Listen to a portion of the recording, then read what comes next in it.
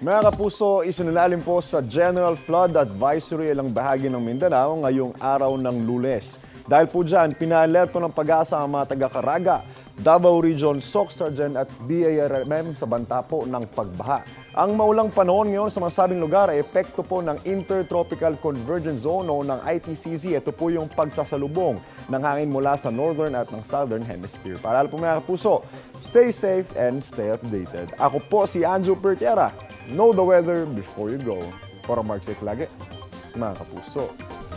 Kapuso, huwag magpapahuli sa latest news and updates. Mag-iuna ka sa balita at mag-subscribe sa YouTube channel ng GMA Integrated News.